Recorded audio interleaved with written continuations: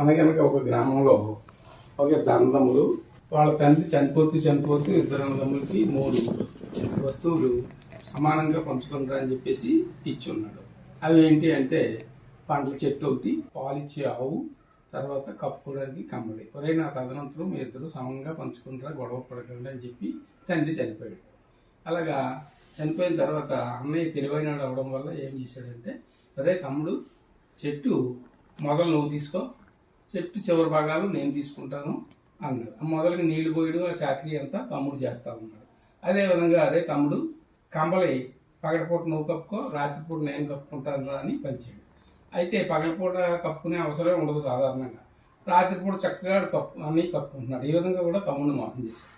మూడోది ఏంటంటే పాలిచ్చే ఆవు. అరే తమ్ముడు నువ్వు ముందు భాగం తీసుకో, నేను వెనక భాగం తీసుకుంటాను, ముందు భాగం నీకు వచ్చింది కాబట్టి ఆవుకి గడ్డి దాన నీళ్లు కూడా నువ్వే పెట్టు అనేసి ఆ విధంగా కూడా తమ్ముడిని మోసం చేస్తాడు. అది వెనకపక్క భాగంలో పాలు ఇస్తుంది కాబట్టి పాలు తీసుకొని అన్నయ్య అనుభవించసాగాడు. ఇలా కొన్నాళ్ళు గడిచిన తర్వాత తమ్ముడికి కూడా పెళ్ళయింది. తమ్ముడు భార్య తెలివైంది.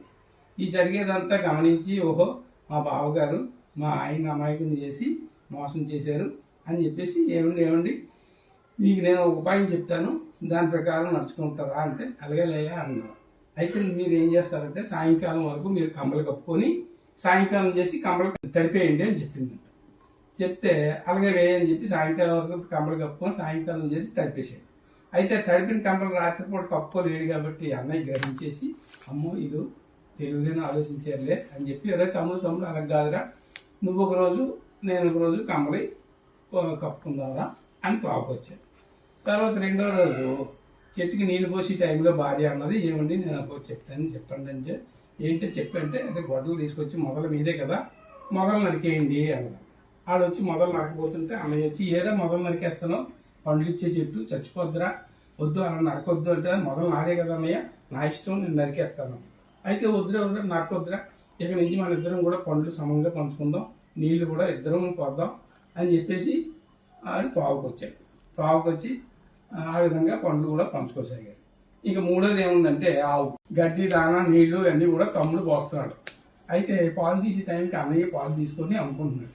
అది కూడా భార్య గ్రహించి తమ్ముడు భార్య గ్రహించి ఏమండి మీ అన్నయ్య సరిగ్గా పాలు తీసేటప్పుడు ఆవు ముందు భాగం మీదే కాబట్టి ముట్టు మీద ఒక్కటి కొట్టండి అన్న. అలాగే లేదని చెప్పేసి అన్నయ్య పాలు తీసే టైంకి తమ్ముడు ఏం చేశాడంటే ఆవు ముట్టు మీద కర్రతో ఒక్కటి కొట్టడంతో ఆవు పాలు ఇవ్వడం మానేసి ఒక్క తాపు తగ్గింది.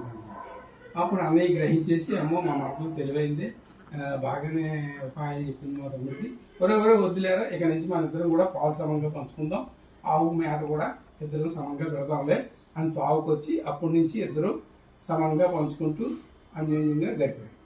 ఈ కథలో తెలుసుకోవాల్సిన నీతి ఏంటంటే అమాయకుడన్నా సరే తెలివైన భార్య చేరేసరికి వాటికి కూడా తెలివితేటలు వచ్చి సక్రమంగా నడుచుకున్నారు.